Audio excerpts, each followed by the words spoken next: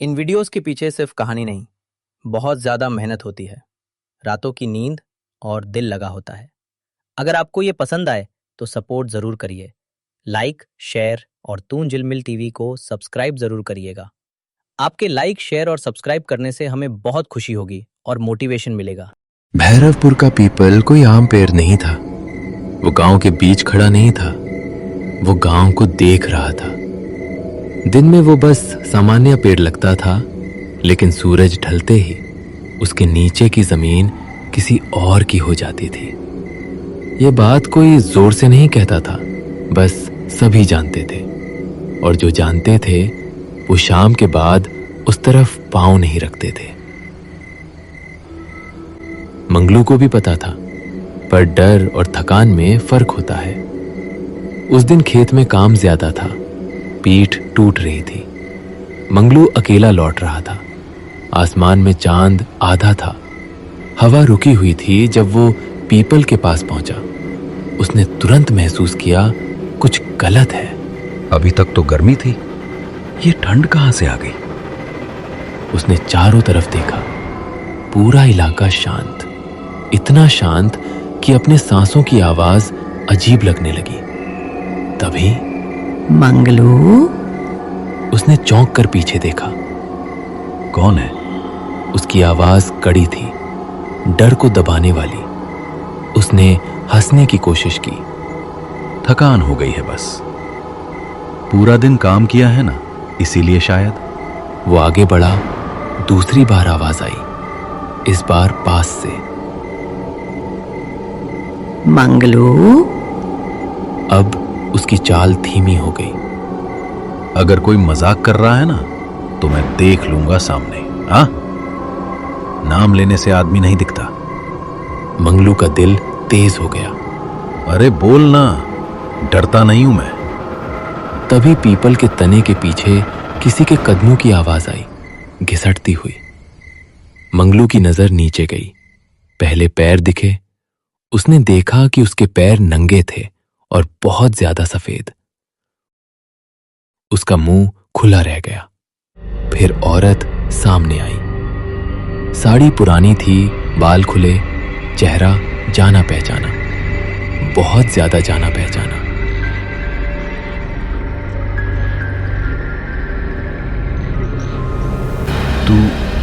तू सीता है? मंगलू की आवाज कांप गई। सीता, उसकी बीवी, जो 3 साल पहले मर चुकी थी। औरत मुस्कुराई। उसने कहा, इतनी जल्दी भूल गया? आवाज बिल्कुल वैसी ही थी।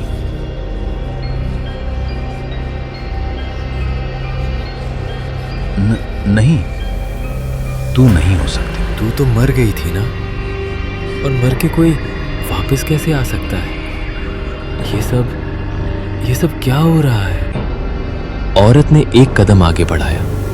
अब मंगलू ने साफ देखा, उसके पैर उल्टे थे, एड़ी आगे, उंगलियां पीछे। उस पल मंगलू के दिमाग में सिर्फ एक शब्द गूंजा, तू तो मर गई थी चुड़ैल।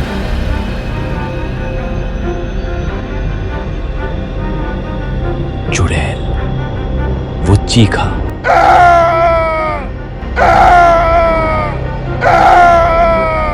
औरत के चेहरे पर मुस्कान फैल गई।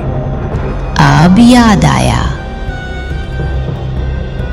तूने मुझे बुलाया है ना, इसीलिए मैं वापस आ गई हूं तेरे पास।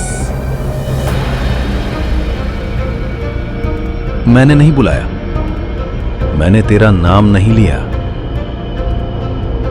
नाम जरूरी नहीं होता, बस रुकना पड़ता है इस पीपल के पेड़ के नीचे, जहां मैं रहती हूं।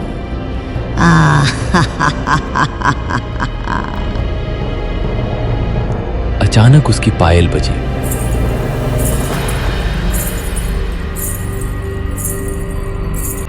मंगलू ने पीछे मुड़कर भागने की कोशिश की, लेकिन उसके पांव भारी हो गए। औरत उसके बिल्कुल पास आ गई। इतनी पास कि उसकी ठंडी सांस मंगलू की गर्दन पर लगी। उसने फुसफुसाया, अब तू जाएगा। नहीं, मुझे कुछ मत करो, मुझसे गलती हो गई थी, मैंने कुछ नहीं किया है। झूठ मत बोल, तुम लोगों ने मिलकर मुझे मार डाला। क्या गुनाह था मेरा? मंगलू ने आखिरी बार चीख मारी।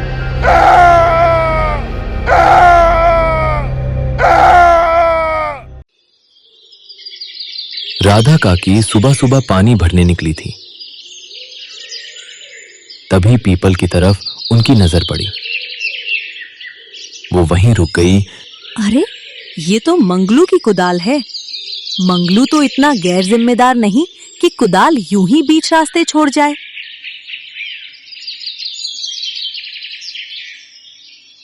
अरे कमला, ये मंगलू की कुदाल है ना?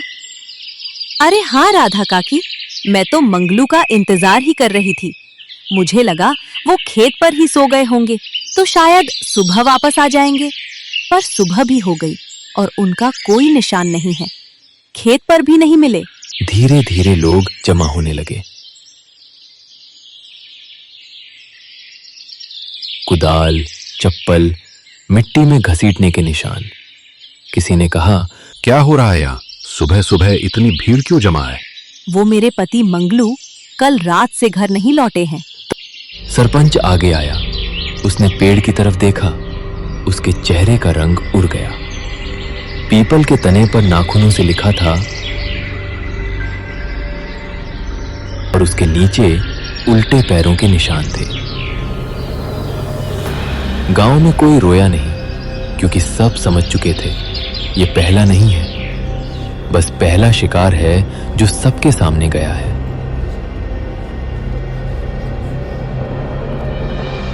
और पीपल फिर से शांत खड़ा था, जैसे कुछ हुआ ही ना हो।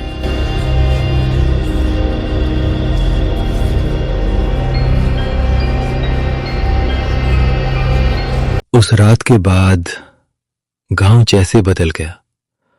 दिन में सब कुछ सामान्य लगता,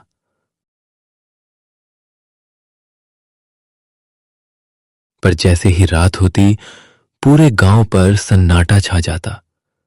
लोग सूरज ढलते ही अपने अपने दरवाजे बंद कर लेते। बात करते समय भी आवाज धीमी रखते।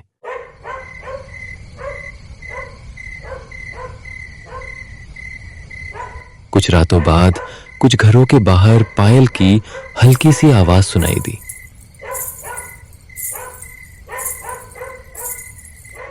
दरवाजा खोलकर देखा गया, पर बाहर कोई नहीं था, केवल अंधेरा। अभी ही तो पायल की आवाज आ रही थी, लेकिन यहां तो कोई नहीं है। वहम होगा तुम्हारा। कभी कभी हमें वो भी सुनाई देता है जो होता ही नहीं। पर मैंने साफ साफ पायल की आवाज सुनी थी दरवाजे पर, और जब दरवाजा खोला तो वहां कोई नहीं था। अरे गांव की कोई औरत भी तो हो सकती है ना? सही कहा तुमने, शायद गांव की ही कोई औरत होगी। दिखाई नहीं दी दरवाजा खोलने के बाद। पता नहीं हमारे गांव को किसकी नजर लग गई है। हरिया तो बिल्कुल सुलझा हुआ इंसान था। उसने कभी किसी का कुछ नहीं बिगाड़ा था, पर रातों रात उसकी दुनिया उजड़ गई। सही कहा तुमने। पता नहीं ये सब क्यों हो रहा है, कौन कर रहा है और कब तक चलेगा ये सब।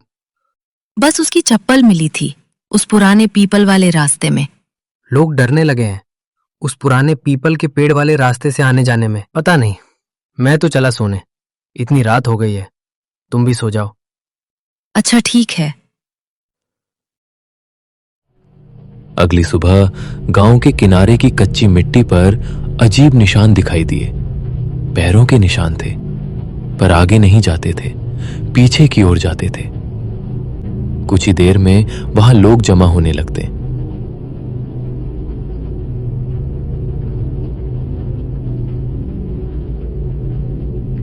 एक बुजुर्ग लाठी के सहारे झुककर निशानों को ध्यान से देखता है। वो देर तक चुप रहता है। ये तो इंसान के पैरों जैसे लग रहे हैं। इंसान के? कोई मजाक कर रहा होगा काका। रात में कोई नशे में घूम गया होगा। नशे में आदमी भी आगे ही चलता है बेटा। ये एड़ियां देख, पैर उल्टे हैं और ये निशान पीपल की तरफ से आ रहे हैं। वहीं तो उसे उस दिन। वो बोलते बोलते चुप हो जाती है। युवक झुंझलाकर बोल उठता है, अरे बस भी करो, पुरानी बातों को क्यों उखाड़ते हो? जो मर गई वो मर गई। अब हर चीज में उसी को घसीटना जरूरी है क्या?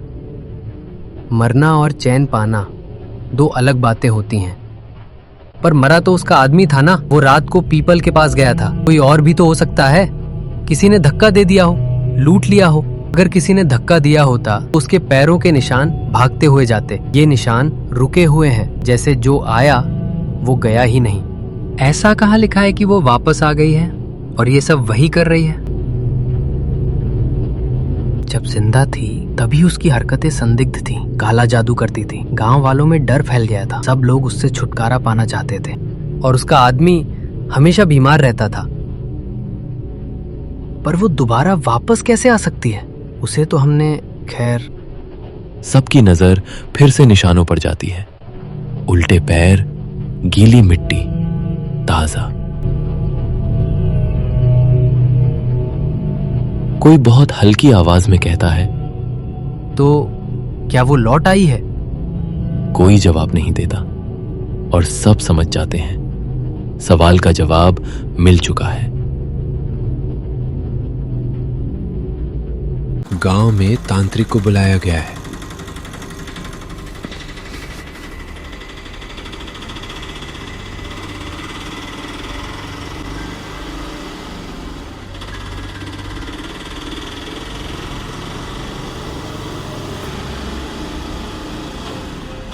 हमने आपको बड़ी उम्मीदों से बुलाया है और हम चाहते हैं कि आप हमें इस मुसीबत से बचा लें।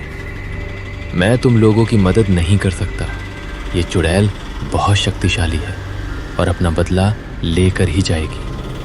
पर हमने तो अपने गांव को बचाने के लिए उसे, कारण जो भी हो, उससे अब कोई फर्क नहीं पड़ता। वो अपना बदला पूरा करके ही मानेगी। मैं बस इतना कर सकता हूं कि वो गांव के अंदर ना आ पाए। इसके लिए एक रेखा बना दूंगा, मगर अगर कोई भी उस रेखा को पार करके पीपल की ओर गया तो फिर उसे कोई नहीं बचा सकता। ठीक है, आप जैसा कहें। आज से गांव में से कोई भी भूल कर भी उस रास्ते पर नहीं जाएगा।